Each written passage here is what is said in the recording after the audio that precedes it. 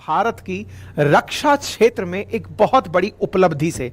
उपलब्धि यह है कि भारत ने हाल ही में एक ऐसी सबमरीन बना ली है जिसे दुश्मन संभवतया पकड़ नहीं पाएगा। सबमरीन मतलब पानी के भीतर डूबकर चलने वाले नौसेना के जहाज।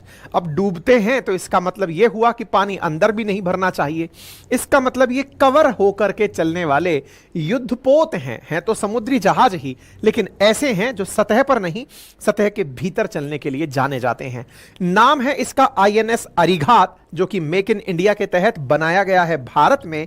और ये वो सबमरीन है जिसकी वजह से भारत उन शक्ति संपन्न राष्ट्रों में शामिल हो जाएगा जो दुनिया के 5 सबसे ताकतवर राष्ट्र हैं, जो कि अपने सबमरीन्स को गुप्त रूप से दुनिया में इधर से उधर ले जाने के लिए जाने जाते हैं। क्या यह भारत का पहला प्रयास है? जी नहीं, इससे पहले भी हमने आज से 8 साल पहले आईएनएस अरिहंत बिल्कुल इसी कैटेगरी के अंदर, या ये कहिए कि अरिघंत कैटेगरी के अंदर की सबमरीन है जो हम लोगों ने हाल ही में लॉन्च की है, या कहिए तो सेना के सामने सेना को सुपुर्द की है। यह रहा आईएनएस अरिघात, पानी में चलता हुआ कुछ ही देर के अंदर यह पानी के भीतर छुप जाएगा। आईएनएस अरिघात जो कि न्यूक्लियर पावर्ड सबमरीन है, इसकी बस यही विशेषता इसे दुनिया के सामने पूरी तरह से इनविजिबल बनाती है। क्या है ये पूरी जानकारी, डिटेल में समझने का प्रयास करते हैं। बस सुर्खियों पर नजर डाल लेते हैं कि इंडिया ने अपनी दूसरी न्यूक्लियर सबमरीन पाली है। दैट मींस ऑलरेडी हम लोगों के पास ऐसी एक सबमरीन है, यानी एक ऐसी सबमरीन जिसे दुश्मन पता नहीं लगा सकते। बड़ा सवाल है कि दुश्मन पता लगाते कैसे हैं। दुश्मन पता कैसे लगाते हैं, इसके लिए कई फिल्में बनी हुई हैं, लेकिन फिर भी जान लीजिए, जैसे हवाई जहाज जब उड़ करके आपके एयर क्षेत्र में आता है तो रडार यानी रेडियो डिटेक्शन एंड रेंजिंग तकनीक का उपयोग किया जाता है जानने के लिए। ऐसे ही पानी के भीतर अगर कोई भी ऑब्जेक्ट ट्रेवल कर रहा है तो साधारणतया सोनार का उपयोग किया जाता है, साउंड रेंजिंग का उपयोग किया जाता है, नेविगेशन एंड रेंजिंग का उपयोग किया जाता है पकड़ने के लिए कि कोई भी वस्तु पानी के भीतर तैर तो नहीं रही है, उसकी टक्कर से पता लगाया जाता है। ठीक है, अब बड़ा सवाल यह है कि सोनार से अगर पता लगाया जाता है, इनके बारे में पता लगाने की आप कह रहे हैं पता ही नहीं लगा पाएगा, दुश्मन को भी पता नहीं चलेगा, ऐसा क्यों कह रहे हैं? जनरली ऐसा होता है कि जब भी कोई सबमरीन या फिर कोई बड़ा जहाज पानी के ऊपर चल रहा होता है तो इसके इंजन की आवाज बहुत दूर तक सुनी जा सकती है। पानी के अंदर चल रहा कोई भी अगर मशीन अगर ट्रेवल कर रही है तो उसके चलने में एक मोटर का उपयोग हो रहा है, क्योंकि पानी में वो बहकर चल रही है। और जब वो बहकर चल रही है तो उसके अंदर की इंजन जो है उसकी आवाज को आप बहुत दूर तक ऑब्जर्व कर रहे हैं, तो दुश्मन सचेत हो जाता है कि पानी के अंदर छुप के कोई आ रहा है। स्वाभाविक सी बात है कि सबमरीन बनाई ही इसलिए जाती हैं ताकि दुश्मन को बिना बताए उसके क्षेत्र में घुसा जा सके, अदरवाइज तो पानी के ऊपर ही लेकर चले जाओ। भाई सबमरीन का सीधा सा उपयोग क्या है कि दुश्मन को ना पता चले कि आप उसके क्षेत्र में हैं। अगर पता ही चल जाए फिर तो पानी के जहाज में बैठ के ऊपर से ही जाओ। अच्छा, तो अब बड़ा सवाल यह है कि हमने अगर ऐसी सबमरीन बना ली है तो यह अपने आप में कोई बड़ी चीज है क्या? इतनी बड़ी चीज है, आप इससे समझकर देखिए कि एक टाइम पर ऑस्ट्रेलिया और फ्रांस ने, पिछले ही साल की बात है, मैंने इस पर सेशन भी किए हैं, ऑस्ट्रेलिया और फ्रांस ने यह एग्रीमेंट किया था कि लगभग $80 बिलियन में वो लोग 12 सबमरीन पाने वाले थे, ऑस्ट्रेलिया वाले फ्रांस से।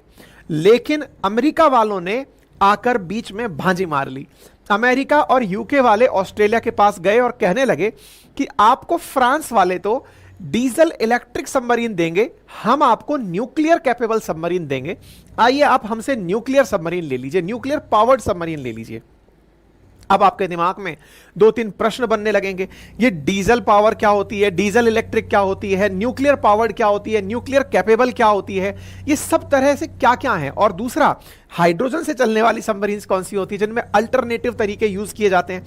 ये सारी बातें अब एक एक करके समझना शुरू करते हैं। बेसिक मकसद अगर समझ में आ गया कि सबमरीन का उद्देश्य है कि दुश्मन के क्षेत्र में पहुंचना है, बिना बताए पहुंचना है, कि आपको बताएंगे नहीं कि आपके यहां आ गए हैं नुकसान पहुंचाने। यह पर्पस तो है सबमरीन का। चूंकि ये अपने साथ वेपन लेकर जाती है, वेपन टॉर्पीडो के रूप में चलाए जाते हैं, मिसाइल्स के रूप में चलाए जाते हैं, तो ये वेपन अगर साधारण आर्म एंड एम्यूनिशन वाले वेपन हैं तब तो ये एक साधारण वेपन वाली है सबमरीन हुई। लेकिन अगर न्यूक्लियर बॉम्ब फेंक दिया गया है तो वह न्यूक्लियर कैपेबल सबमरीन हुई। न्यूक्लियर बॉम्ब फेंकने के लिए मिसाइल के ऊपर यानी पेलोड के अंदर आपको न्यूक्लियर बॉम्ब बस सेट करना है और वहां से फेंकना। तो न्यूक्लियर कैपेबल सबमरीन होना कोई बहुत बड़ी बात नहीं है। अगर किसी देश के पास में न्यूक्लियर बॉम्ब है तो वो फेंक भी देगा, फेंक देगा। उसके लिए उसके पास में वेपन को लॉन्च करने की जगह, न्यूक्लियर बॉम्ब को लॉन्च करने की जगह विकसित करनी है, दैट इज सबमरीन इटसेल्फ। अपने मिसाइल के अंदर कैप पर पेलोड के अंदर न्यूक्लियर गोला रख करके उड़ जाएगी और फेंक देगी। न्यूक्लियर कैपेबल बड़ी बात नहीं है, क्योंकि यह तो एक तरह का आर्म हुआ जो फेंकना ही है। बड़ी बात क्या है फिर? न्यूक्लियर पावर्ड होना बड़ी बात है। अब ये पावर्ड की क्या कहानी है? तो देखो, अगर कोई बहुत बड़ी मशीन, सोचकर देखिए कि अगर इतनी बड़ी मशीन तैर रही है जिसका 6000 टन डिस्प्लेसमेंट है, अगर वो मशीन तैर रही है तो उसका मशीन का इंजन चलने में भी घुर घुर की काफी सारी आवाजें करेगा। घुर घुर की आवाजें आपको मेरे पीछे भी आ रही होंगी, हमारे कंस्ट्रक्शन चल रहे हैं पड़ोस में कहीं, ठीक है। तो ऐसे में इसकी जो अंदर की घरघराहट है, इस घरघराहट को ऑब्जर्व किया जा सकता है। लेकिन घरघराहट तो डीजल इंजन करते हैं, डीजल इंजन घरघराहट करते हैं। और इंजन में फ्यूल जब डीजल जल रहा है तो जलने के लिए किसी भी चीज को अगर वो कार्बन से बनी हुई है और उसे जलना है तो उसे ऑक्सीजन की जरूरत है। ऑक्सीजन जलाने वाला तत्व माना गया है। डीजल हुआ, कोयला हुआ, पेट्रोल हुआ, हाइड्रोजन हुआ, अगर इन्हें जलाना है तो जलाने में जिसका उपयोग होता है वो ऑक्सीजन है। इसीलिए जलने की प्रक्रिया को रासायनिक भाषा में ऑक्सीडेशन भी कहते हैं, जो बाद में कंबशन के अंदर काउंट की जाती है। मतलब ऑक्सीजन से जुड़ना ही जलने की पहली प्राथमिक क्रिया है। अर्थात अगर किसी सबमरीन में डीजल भी भरा हुआ है और उसे आग लगानी है, जलाना है, तो उसे किसी ना किसी प्रकार से हवा में उड़कर ऊपर आना पड़ेगा, अपनी नली बाहर निकालनी पड़ेगी, नली निकाल करके सांस लेनी पड़ेगी पहले कि चलो भाई ऑक्सीजन खींच लो एक बार में। ऑक्सीजन खींच के अंदर चलते हैं और फिर डीजल जलाते रहेंगे और चलते रहेंगे। अच्छा, अब आपको यह भी पता है कि जब ऑक्सीजन जलती है या फिर कार्बन जलता है ऑक्सीजन के साथ, एक सिंपल बेसिक रासायनिक अभिक्रिया अगर पकड़कर चलें कार्बन और ऑक्सीजन की, तो भाई कार्बन ऑक्सीजन की अगर क्रिया होती है तो उसके बाद में CO2 बनना, मतलब मैंने एक N कार्बन और N ऑक्सीजन की बात कर रहा हूं। अगर ये मिलकर के कोई क्रिया कर रहे हैं तो कार्बन डाइऑक्साइड यानी कि बाई प्रोडक्ट के रूप में कुछ निकल के आना जरूरी है। हाइड्रोकार्बन के ऑक्सीजन की प्रेजेंस में जलने पर कार्बन डाइऑक्साइड गैस के रूप में बाहर निकलेगी। और जब गैस बाहर निकलेगी, जैसे आपने कार, बाइक, मोटरसाइकिल चलते हुए देखा हो, तो इनके पीछे कंबशन से धुआं निकल रही है। वो धुआं क्या है? गाड़ी का डीजल या जो आपकी जो भी गाड़ी है, डीजल है, CNG है, पेट्रोल है, जो भी जल रहा है, उसके जलने के बाद धुआं निकल रही है। धुआं निकलेगी तो भाई साहब डीजल, भले ही डीजल वाली सबमरीन आसमान मतलब ऊपर पानी पे उठकर ऑक्सीजन भर लाई हो, लेकिन ऑक्सीजन भरने के बाद में जब वो नीचे अंदर गहराई में आ रही है तो वो ऑक्सीजन के साथ मिलकर के कार्बन डाइऑक्साइड बना रही है। कार्बन डाइऑक्साइड छोड़ना तो उसको पानी में ही पड़ेगा, पानी में छोड़ेगी तो फिर बुलबुले बनने लगते हैं। भाई अगर आप लोग कभी पानी में स्विमिंग किए हो और सांस जब गहराई में छोड़ रहे हो तो बुलबुले बनने लगते हैं और बुलबुले ऊपर तैरकर दिखने लगते हैं। यानी दुश्मन अगर बाहर जहाज लेकर घूम रहा है तो उसको ये बुलबुले दूर से दिखाई दे जाएंगे। देखो वहां बुलबुले बनते हुए जा रहे हैं, दैट मीन्स सबमरीन जा रही है। दो कारण समझ में आए। पहला, सांस लेने के लिए ऊपर आना है। डीजल सबमरीन की दिक्कत बता रहा हूं। डीजल सबमरीन की दिक्कत क्या है? ऊपर सांस लेने आना है, फिर मान लो सांस भरकर अंदर चली भी गई तो नीचे जाकर के फिर उसको क्या करना है? उसको अपनी सांस के साथ साथ उस कार्बन डाइऑक्साइड को पानी में छोड़ना है, तो ऊपर बुलबुले बनेंगे। ये लोगों के लिए बड़ी दिक्कत की बात हो गई। क्यों? क्योंकि दुनिया भर के जहाज आजकल पानी के ऊपर तैर रहे हैं। कमर्शियल जहाज भी हैं और सुरक्षा वाले भी हैं। बोट्स भी तैर रही है मछली पकड़ने वालों की। समझ में आ जाएगा कि नीचे सबमरीन जा रही है। अच्छा, बचने के लिए क्या करें? इसके लिए फिर तरीका निकाला। बोले यार एक काम करते हैं, अपन लोग ना बैटरी से गाड़ी चलाएंगे। यानी कि अगर हमें कहीं गुप्त तरीके से जाना है तो इलेक्ट्रिक बैटरी जो है ना, उनसे अपने सबमरीन को तैराएंगे। तो बोले इसका तरीका क्या होगा? बोले डीजल जनरेटर से तो ऊर्जा पैदा करेंगे, बिजली पैदा करेंगे। बैटरी डीजल चला चला करके चार्ज कर लेंगे और इतना देर चार्ज कर लेंगे कि अगर हमें पानी में ही डूब के खड़े रहना है, चलना फिरना नहीं है, तो हम स्टैंड बाई मोड में इलेक्ट्रिक पावर से चल लेंगे। ये बिल्कुल वैसे है जैसे आजकल टोयोटा की गाड़ी आती है हाइब्रिड। वो क्या करते हैं ना कि कम स्पीड पर अगर गाड़ी है तो इलेक्ट्रिक पावर से चल रही है और ज्यादा स्पीड पर है तो डीजल से चल रही है। हाइब्रिड मॉडल विकसित हुआ सबमरीन में, जिसे कहा जाता है diesel electric model. Diesel electric model दुनिया में सबसे ज्यादा चर्चित मॉडल है कि सबमरीन जब किसी देश के आसपास है तब तक तो डीजल से चल रही है, सबको पता है कि हाँ भाई उसके पास सबमरीन है, वहां खड़ी है, ऐसे चल रही है, सब खुफिया लोग जानकारी रख रहे हैं। लेकिन जब गायब होना है अंडरग्राउंड होने के लिए, अब मान लो आपका कोई जासूस है जो नजर रख रहा है कि वहां सबमरीन खड़ी है, आपने जैसे उसको अंडरग्राउंड लिया, पानी के अंदर गए, उसके बाद में आपने गोता मारने के लिए उसका उपयोग कर लिया, क्या बोलते हैं अपने, बैटरी का उपयोग कर लिया, बिजली का उपयोग कर लिया। बिजली का उपयोग करके आप बहुत दूर निकल गए और फिर वहां जाकर के आपने जनरेटर ऑन कर लिया, पता ही नहीं चलने दिया कि वो कब वहां से गायब हो गई। इस तरह से दुनिया भर में डीजल इलेक्ट्रिक सबमरीन्स का बोलाबाला है, अधिकांश देश यही रखते हैं। लेकिन साहब इसमें भी फाइनली कहीं ना कहीं से तो पता चल ही सकता है कि डीजल है। क्यों? क्योंकि जैसे ही आप ऑन करोगे डीजल की घरघराहट सामने आ जाएगी, कंबशन पता चल जाएगा, दिक्कतें हो जाएंगी। फिर समाधान खोजना शुरू हुआ, और क्या कहां समाधान था? बोले यार बिजली उत्पादन के लिए, मतलब बैटरी जब चार्ज हो रही है तो आपको जनरेटर चलाना पड़ रहा है डीजल के लिए, लेकिन सोचो ना अगर ऑक्सीजन का उपयोग ही खत्म कर दें तो। बोले ये कैसे हो सकता है? बोले ये संभव है न्यूक्लियर एनर्जी से, न्यूक्लियर रिएक्टर से। बोले रिएक्टर बोले तो, बोले नाभिकीय विखंडन अभिक्रिया के माध्यम से अगर रासायनिक अभिक्रिया ऐसे कराई जाए कि न्यूक्लियर फिशन होता रहे और उसकी वजह से एनर्जी पैदा होती रहे, एनर्जी पैदा हो, बैटरियां चार्ज होती रहें। रिएक्टर से अगर बिजली पैदा होती है तो रिएक्टर की खासियत क्या है? एक तो नाभिकीय अभिक्रियाएं आवाज नहीं करती हैं, न्यूक्लियर रिएक्शन आवाज नहीं करती हैं, नंबर एक। और नंबर दूसरी बात क्या है कि ये कार्बन डाइऑक्साइड नहीं छोड़ती हैं। ऐसे में सोने पे सुहागा यह है कि आपको सांस लेने के लिए ऊपर आना ही नहीं है, यानी समुद्र की गहराइयों में अगर आप हो तो डले रहो।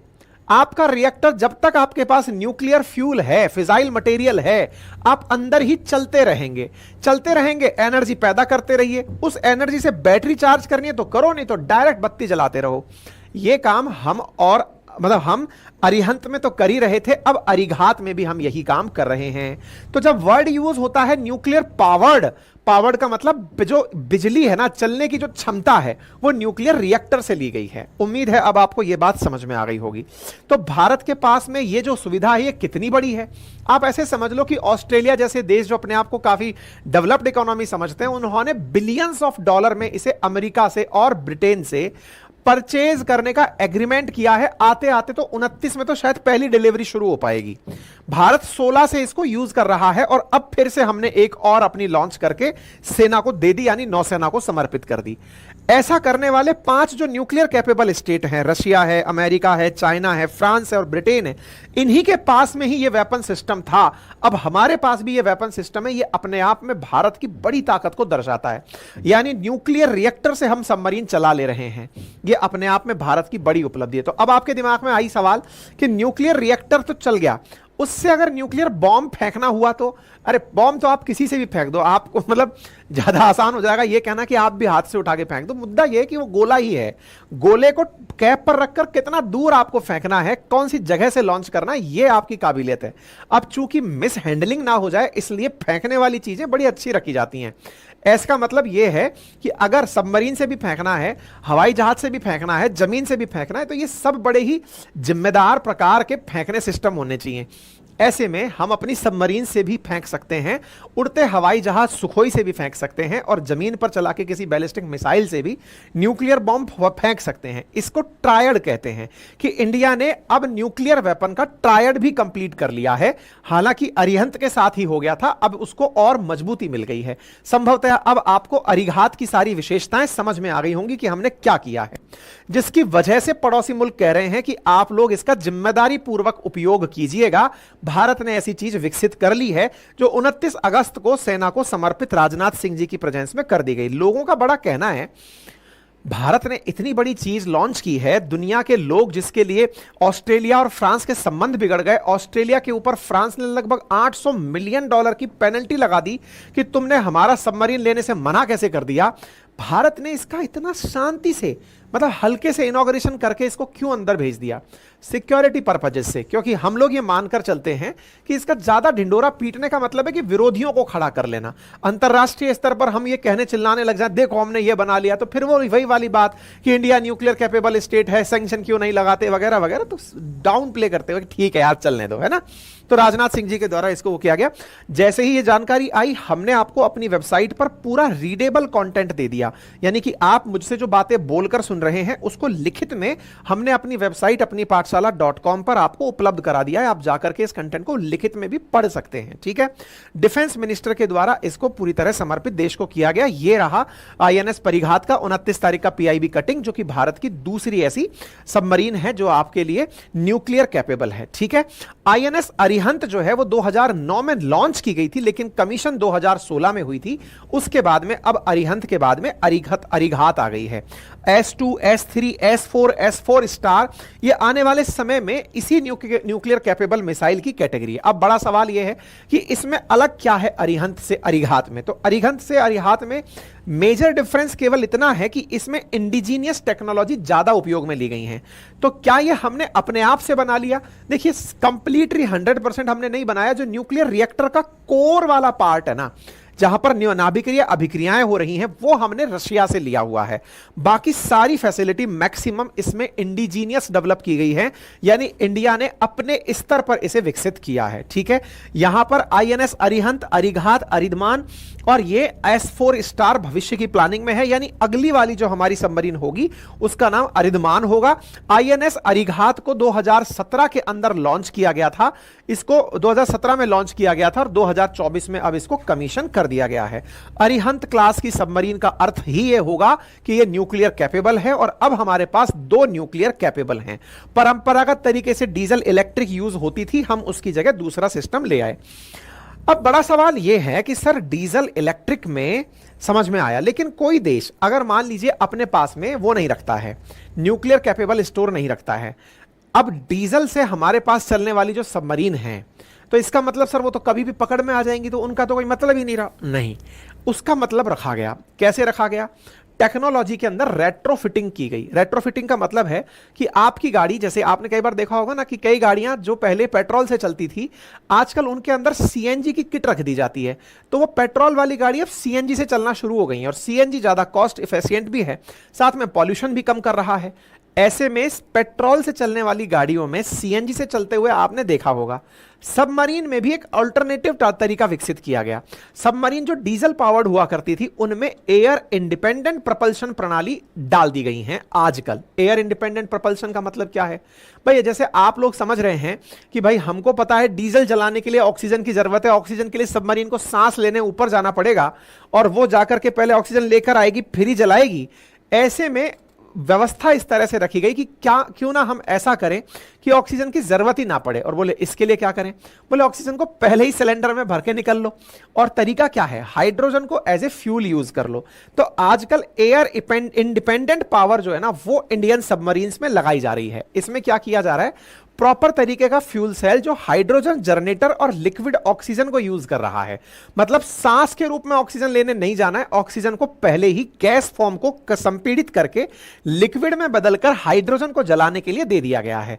तो हाइड्रोजन फ्यूल सेल, हाइड्रोजन के साथ में प्लस में ऑक्सीजन का लिक्विड ऑक्सीजन, दोनों को मिलाकर बोले बढ़िया से जलाते चलो और जला करके ये चीज बना लो। तो इस प्रकार से वर्तमान में एयर इंडिपेंडेंट प्रपल्शन टेक्नोलॉजी को रेट्रोफिटिंग के माध्यम से, यानी जो ऑलरेडी हमारे पास बनी हुई सबमरीन्स हैं, उन बनी हुई सबमरीन्स में से डीजल इंजन को रिप्लेस करके इन्हें लगाया जा रहा है। यह तुलनात्मक रूप से ज्यादा सेफ है। किसके तुलना में? डीजल इंजन के। दिक्कत क्या है? हाइड्रोजन फ्यूल की अपनी एक लिमिट है, ऑक्सीजन लिक्विड की एक लिमिट है, यानी कि कुछ समय बाद उनकी कैपेसिटी यानी खत्म हो जाएंगी। ऐसे में न्यूक्लियर रिएक्टर जो कि काफी महंगी चीज है लेकिन एफिशिएंसी बहुत अच्छी है विद्युत पैदा करने में, तो उसका उपयोग परमाणु शक्ति वाली पनडुब्बियों में ज्यादा हो रहा है। तो कहने का मतलब यह समझिए कि अब हमारे पास डीजल पावर्ड, उसके बाद में हमने अल्टरनेटिव मतलब एयर इंडिपेंडेंट प्रोपल्शन सिस्टम जिसे एआईपी कह रहे हो, और उससे ऊपर वाला जो कैटेगरी सिस्टम है दैट इज परमाणु पनडुब्बी, सब अपन ने विकसित कर लिया है। और अब हमारी परमाणु पनडुब्बियां बहुत अच्छे से काम आने के लिए सक्षम है। आने वाले समय में और परमाणु पनडुब्बियां भी चलेंगे। अब बड़ा सवाल यह है, एक बात बताइए, इनमें क्या लगा रखा है, मतलब चलने के लिए क्या खासियत है कि ये सबमरीन तो चल गई लेकिन चल करके दुश्मन की केवल जानकारी ही जुटाने जाएगी क्या? जानकारी जुटाने के लिए तो आप सैटेलाइट का भी उपयोग कर सकते हैं, आप सैटेलाइट के साथ साथ ड्रोन का भी उपयोग कर सकते हैं।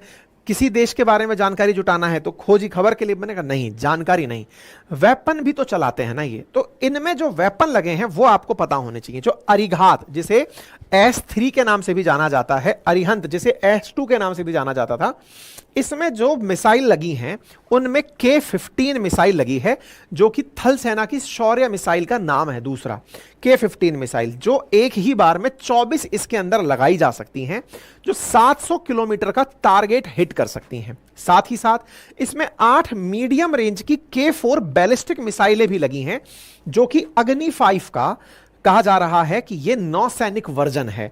तो अग्नि 5 का K4 के रूप में नौसैनिक वर्जन जो कि 3500 किलोमीटर की रेंज में जाकर के फाइट मार सकता है। मतलब यह हुआ कि अरिघात अगर बॉर्डर एरियाज में कहीं चल रही है और वहां से 8 मीडियम रेंज वाली K4 में से मिसाइलें चलती हैं तो हम दुश्मन का बड़ा क्षेत्र इसकी रेंज में, इसकी जद में ले आते हैं। ठीक है, तो इसके अंदर क्या क्या लग रहा है? K4 लगा हुआ है और K-15 लगा हुआ है। K-15 को सागरिका के नाम से भी जाना जाता है और K4 जो है वो अग्नि 5 का वर्जन है जिसे यहां पर यूज किया जा रहा है। ठीक है, संभवतया आप लोगों को यह जानकारी भी अब अच्छे से समझ में आ गई होगी। India, US, Russia, UK, France, China के बाद अब वो छठा देश बन गया है जिसके पास न्यूक्लियर पावर्ड सबमरीन है। और ऐसे में अरिघात जो कि 24 नॉट प्रति घंटे की स्पीड से चलने में सक्षम है, भारत की सुरक्षा को, दुश्मनों के साथ भारत को 1 to 1 करने में बड़ी मजबूती देगा। और ऐसे में अगर हमें दुनिया के बारे में जानकारी जुटानी होगी तो हम बहुत अच्छे से अपनी जानकारी को प्राप्त कर सकेंगे, दुश्मन के बारे में जानकारी प्राप्त कर सकेंगे, हमारे हितों को सुरक्षित रखने में काफी अच्छे से कार्य कर सकेंगे। ठीक है, भारत के पास में और भी जैसे सिंधुकोश श्रेणी की अपने पास में सबमरीन उपस्थित हैं, शिशुमार श्रेणी की सबमरीन उपस्थित हैं, कलवरी श्रेणी की उपस्थित हैं, है ना। तो इस प्रकार से ऑलरेडी हमारे पास और क्लासेस में भी सबमरीन्स उपस्थित हैं, कलवरी, शिशुमार और सिंधुघोष। अरिहंत कैटेगरी के अंदर हम लोग जो सबमरीन यूज कर रहे हैं वो न्यूक्लियर पावर्ड हैं, बाकी जो है वो डीजल इलेक्ट्रिक सबमरीन हैं जिनके अंदर air independent propulsion system retrofit किया जा सकता है। उसमें कलवरी, शिशुमार और सिंधुघोष कैटेगरी की सबमरीन्स आती हैं। ठीक है, संभवतया आप लोगों को यह जानकारी समझ में आ जाए। इसके साथ साथ दुनिया में कितनी कितनी सबमरीन सबके पास में डीजल इलेक्ट्रिक हैं, तो यूएस के पास, रशिया के पास 64, यूएस के पास रशिया के पास 65, इनके पास 64। इस तरह से अगर आप देखते जाएं तो इंडिया के पास अपडेटेड जानकारी 18 डीजल इलेक्ट्रिक सबमरीन्स की है। और ऐसे ही अगर न्यूक्लियर सबमरीन की बात करते हैं तो जहां यूएस के पास 72 हैं, क्योंकि दुनिया में सबसे पहले न्यूक्लियर पावर्ड सबमरीन लाने वाला देश 1960s के दौर में अराउंड 54 और 58 में जो न्यूक्लियर पावर्ड सबमरीन ले आया था वो यूएसए था। उसके पास 72 न्यूक्लियर पावर्ड सबमरीन है और भारत के पास में 2 न्यूक्लियर पावर्ड सबमरीन है। यह जानकारी आपको यहां पर होनी चाहिए। ठीक है, तो भारत धीरे धीरे अपने इस पोटेंशियल को बढ़ा रहा है, अपनी सुरक्षाओं को और पूरी तरह से सुरक्षित करने का, सीमाओं को सुरक्षित करने का प्रयास कर रहा है। संभवतः